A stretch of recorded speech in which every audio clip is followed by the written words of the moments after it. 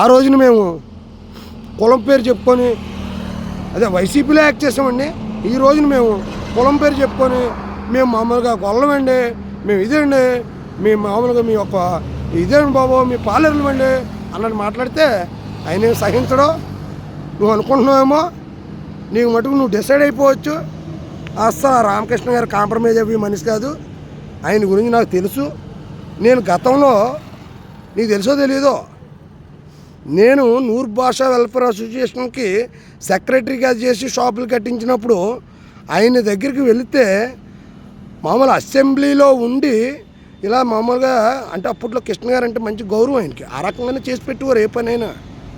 వెళ్ళబోతోడికి ఇలాగ కృష్ణ గారు పంపించారు బాబు ఇలా మామూలు ఇది పరిస్థితి అంటే మామూలు ఆ రోజుల్లో వక్ఫ్ బోర్డుకి మామూలు వాళ్ళ పిఏ గారిని తోడిచ్చి ఆయన కారులో పంపించి పని 10 నిమిషాల్లో చేయించి నన్ను ఆ రోజు షాపులు కట్టడానికి ప్రోత్సహించిన వ్యక్తి. ఈరోజు అక్కడ మేము కట్టించిన షాపులు కావాలితే అక్కడ మామూలు పేరు ఉంటుంది కింద సెక్రటరీ అని వెళ్ళి చూసుకో, అర్థమైందా? వెళ్ళి చూసుకో. ఆ పైన యనమల రామకృష్ణుడు గారు అనేసి కూడా ఉంటుంది, కిందన యనమల కృష్ణుడు గారు అని కూడా ఉంటుంది. వెళ్ళి చూసుకోవచ్చు. ఆయన ప్రోత్సాహంతో కట్టిన షాపుల వల్ల ఈ రోజున మా మసీదుని అంత డెవలప్మెంట్ చేసుకొని ఆ రకంగా ఈ వేళ ఉన్నామంటే ఆయన భిక్ష. అది నేను ఘంటాపదంగా చెప్తాను. నువ్వు వెళ్ళు, ఆయన దగ్గరికి వెళ్ళు, లేదా లోకేష్ బాబు గారి దగ్గరికి వెళ్ళు, మామూలు మన పవన్ కళ్యాణ్ గారి దగ్గరికి వెళ్ళు. ఇంకా ఆయన దగ్గరికి అయితే నువ్వు వెళ్ళావు. కానీ నాకు తెలుసుండి నువ్వు గుమ్మం కూడా ఎక్కనాడు. నాకు తెలుసుండి నీ సినిమా అంతా ఆయన దగ్గర ఉంది. నువ్వైతే మరి డిసైడ్ అయిపోవచ్చు అబ్బా, పక్కా గ్యారంటీ.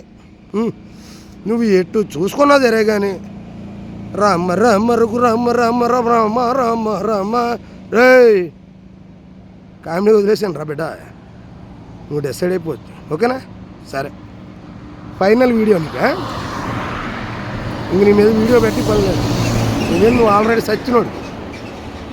సచ్చిన కుక్కని ఇంకా లేపు చంపి రకం కాదు నాకు. నువ్వు అయిపోయావు. ఎప్పుడైపోయావు తెలుసా? 200 మంది నీ తీసుకొని సుల్తాన్ పెళ్ళం వస్తుంది అంటే 20 మంది కానిస్టేబుళ్ళు,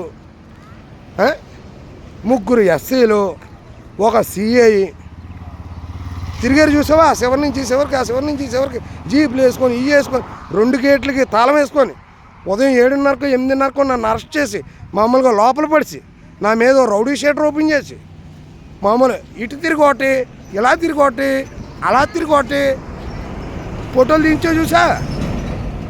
అప్పుడే నేను గెలిచాను. నేను ఇంకా తెలియదేమో. నా పిల్లం వెనకాల 200 మంది వస్తానంటేనే మీరు సెక్యూరిటీ ఇవ్వలేకపోయారు అబ్బా. మీకు ఒకటి తెలుసా? 80 మన చుట్టూ ఉన్న 80 పల్లెటూరుల్లో నా యొక్క ఇదేటో నీకు తెలుసా? నా బ్యాక్గ్రౌండ్ అంటే ఒకటే, మామూలుగా మా ఎస్సీ వాళ్ళలో కానీ అలాగే మా ముస్లిమ్స్లో కానీ ఇంకా కొంతమంది నాకు వర్గాలు ఉన్నాయి. అంటే ప్రతి ఒక్కరికి కూడా నీకా కాదు డబ్బు దెంగేసి దాచుకొని నేను ప్రతి రూపాయిని ఖర్చు పెడతాను అవసరం అయితేనే పేదోడికి. అర్థమైందా? నా ఇది వేరు. ఇప్పుడు నువ్వు అది నీకు చెప్పిన అర్థం కాదు. నీతి నిజాయితీ నిబద్ధత ఉంటుంది. కొంతమంది ఉన్నారు మన ఆఫీసులో, కావాలితో వాళ్ళ దగ్గరికి వెళ్ళాడు. ఎథిక్స్ ఉంటాయి వాళ్ళ దగ్గర. వాళ్ళు ఎవరైనా ప్రత్యేకంగా చెప్పవసరం లేదు. అర్థమైందా? చెడిపెట్టి వాడికి చెడిపి తీసేవాడు ఎవడో తెలుసు బాగానే. కానీ నువ్వు నాకైతే చేసిన ద్రోహం అయితే నన్ను కొట్టినందుకో, నన్ను తిట్టినందుకో, నేను ఏదో తప్పు చేసిన లంచాలు తీసుకొని నేను మామూలు నన్ను మెడమే చేసి తొయ్యించి జీపులో ఎక్కించి అరెస్ట్ చేసినందుకో ఇది కాదు నా పగ. నేను నిజం చెప్తున్నాను, దేవుడు చచ్చే చెప్తున్నాను. ఒక కూతురికి తండ్రి ఇచ్చిన మాట, ఆ మాటని నిలబెట్టుకోలేని తండ్రి బతికున్న శవంతో సమానం. అది నీకు తెలియదు. ఎందుకంటే విలువలు తెలుసున్న మనిషికే అది అర్థం అవుతుంది. ఇంకా నీకు last and final video. Bye. చాలు.